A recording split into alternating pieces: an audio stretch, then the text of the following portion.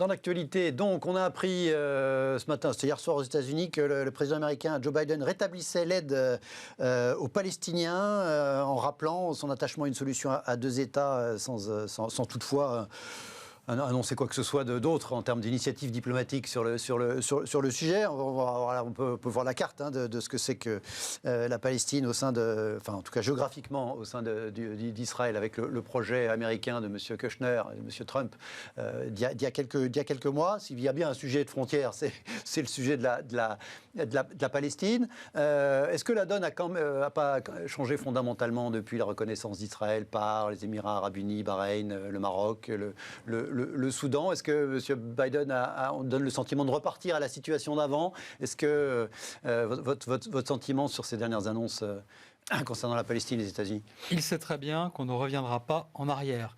Il ne va pas retransférer l'ambassade des États-Unis de Jérusalem-Ouest à Tel Aviv. On ne reviendra pas en arrière.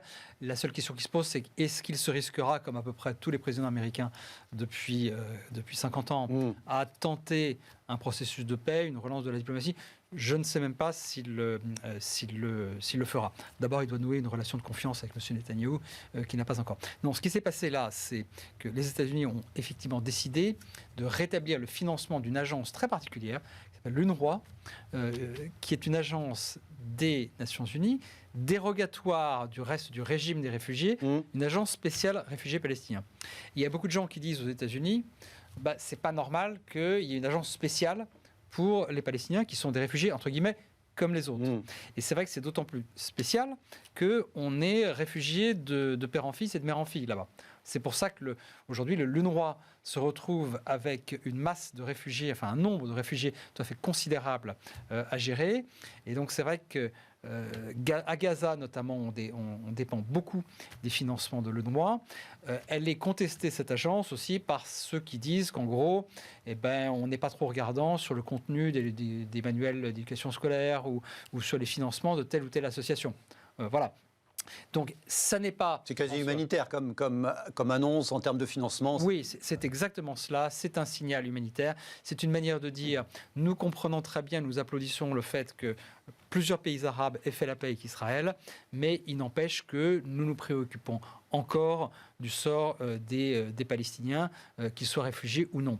Et c'est vrai que ce qui a été intéressant dans ce qu'on a appelé les accords d'Abraham, c'est-à-dire ce phénomène de multiplication d'accords de paix entre des pays arabes et Israël, pas seulement arabes d'ailleurs, mais en tout cas essentiellement arabes, c'est que, en gros, on a dépassé la question palestinienne, on ne fait plus du règlement dans ces pays de la question palestinienne un préalable à l'établissement de relations normales. Et la question frontalière, effectivement, c'est pas le nœud du sujet, parce que là-bas, la frontière, c'est une question d'identité, c'est une question de récit national, donc c'est pas simplement une histoire de tracer les cartes ou de rectifier les frontières, c'est infiniment plus compliqué que ça.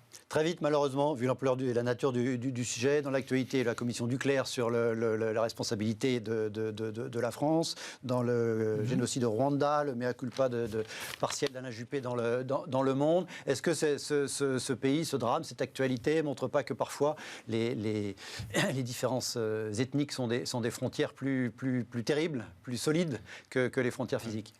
Ne disons pas que le génocide est causé par des différences ethniques. Le génocide est causé par un projet génocidaire, par un projet totalitaire. Et de deux, il faut quand même se souvenir que ces fameuses différences ethniques, elles ont été considérablement mises en valeur, certains disent même créées, par le colonisateur belge. Autrement dit, avant la colonisation, entre Hutus et Tutsis, c'était des familles différentes. Ça ne voulait pas dire qu'on était vraiment des groupes différents. Ça a été un des problèmes de la colonisation belge, ça a été justement de mettre en avant et de magnifier ces différences au risque de créer une situation justement d'affrontement. Mais l'affrontement n'est pas le génocide, encore une fois. Il faut rendre malheureusement aux auteurs du génocide cette responsabilité, quelles que soient d'ailleurs les responsabilités de la France dans cette crise. Je crois d'ailleurs que le papier d'Alain Juppé était extrêmement juste. Je vais vous faire un aveu. Moi, je travaillais au ministère de la Défense. Je commençais ma carrière au ministère de la Défense à l'époque. J'ai suivi ça de très loin. Mais ce que dit Alain Juppé est, à mon avis, une des réactions les plus justes que l'on ait vues dans la presse française. Mais vous voyez qu'on peut avoir un conflit et même malheureusement une tragédie de ce type sans frontières. Ça n'était pas une question de frontières. Mais je renvoie malgré tout à votre Atlas des frontières paru aux arènes, cette nouvelle édition. Bruno Tertrais, merci d'avoir été à nos côtés durant toute cette émission. Très bonne soirée. À bientôt, j'espère. Merci à vous. Très bonne soirée. À demain.